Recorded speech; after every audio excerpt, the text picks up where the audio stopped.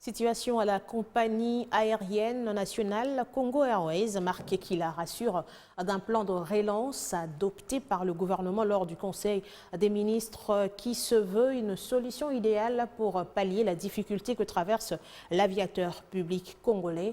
Le ministre de Transport a précisé que le gouvernement travaille en collaboration avec des partenaires pour assurer la mobilité des Congolais par avion à travers les destinations nationales. Au niveau du gouvernement, le plan de stabilisation et de relance que nous avons présenté a été accepté.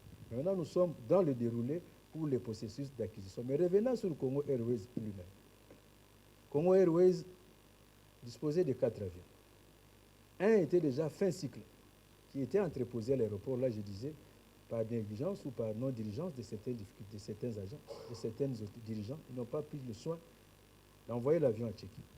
Le deuxième avion A320 qui restait là était presque arrivé fin cycle. En d'autres termes, ces avions-là, passez-moi l'expression, je vais parler comme traduction littérale, ces avions-là ne sont pas morts.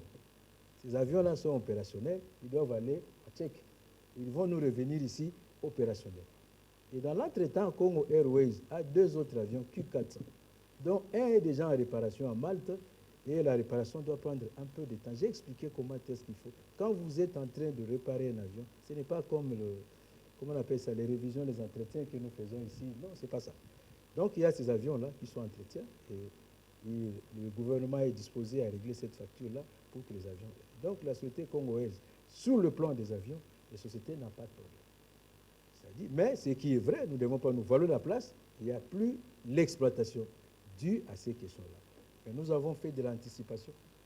Nous avons fait de l'anticipation en mettant en place, en cherchant le partenariat avec Ethiopian pour mettre en place une autre société de compagnie d'aviation qu'on appelle Air Congo. Déjà la question sera, mais pourquoi vous avez Air Congo, vous avez Congo Airways, vous créez encore Air Congo? Eh bien, il n'est pas interdit. Faites des investigations. Notre pays, c'est 100 millions d'habitants. Nous pouvons avoir 3, 4, 5 compagnies d'aviation nationale. Il y a des pays qui en ont 10. Donc avec la potentialité de la République démocratique du Congo, on peut avoir autant de compagnies nationales.